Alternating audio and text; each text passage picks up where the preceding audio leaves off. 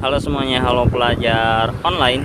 Di video kali ini teman-teman, gua akan membahas kembali tentang aplikasi YouCard atau YouCard Pay Later ya teman-teman. Ada banyak banget yang komen di kolom komentar itu mengenai aplikasi YouCard Pay Later ini, dan ada juga yang bertanya apakah cashbacknya itu bisa dicairkan, dan ini adalah jawabannya.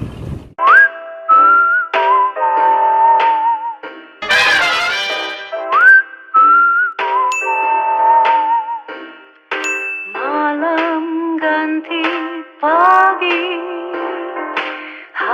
Baik teman-teman, kita langsung aja ke pokok pembahasan kita tentang aplikasi YouCard Pay Later ini, dan apakah benar untuk cashbacknya itu bisa dicairkan. Lalu bagaimana caranya untuk melakukan pencairan itu, metode pencairan itu nanti gue akan jelaskan atau gue akan jabarkan sedikit demi sedikit. Jadi tonton sampai akhir ya teman-teman.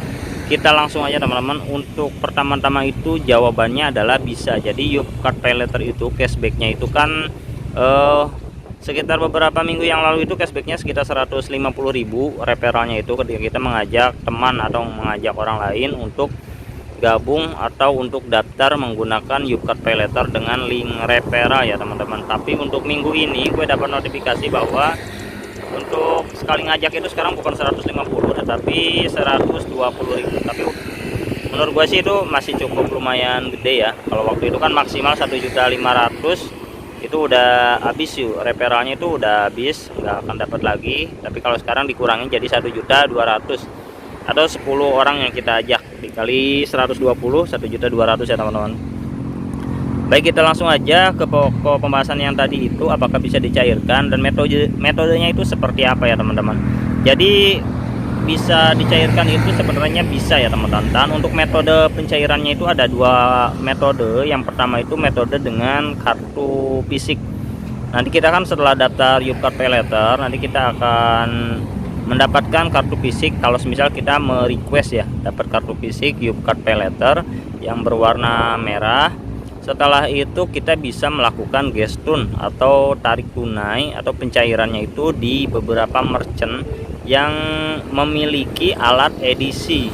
Alat edisi itu alat gesek ya teman-teman, yang biasa kita temui di Alfamart, di Indomart, di material teman, di toko-toko emas dan lain sebagainya. Itu alat edisi yang berlogo GPN atau GPN ya, Gerbang Portal Nusantara. Itu bisa kita lakukan untuk gestun. Dan ada beberapa juga yang melakukan transaksi jasa gestun, seperti biasanya itu counter biasanya suka buka jasa gestun.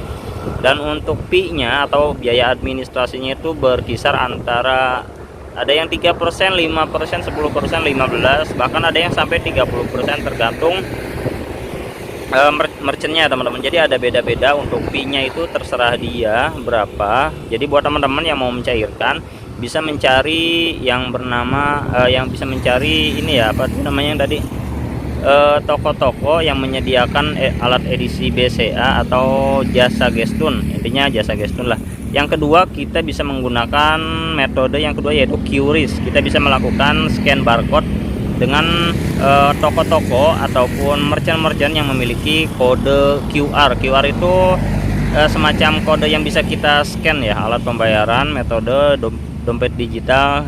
Di YUP itu kan sekarang udah ada yang namanya YUP ini ya, QRIS, scan QRIS. Beberapa bulan yang lalu kan belum ada, tapi kalau sekarang itu rata-rata udah semua aplikasinya itu udah ada QRIS-nya ya.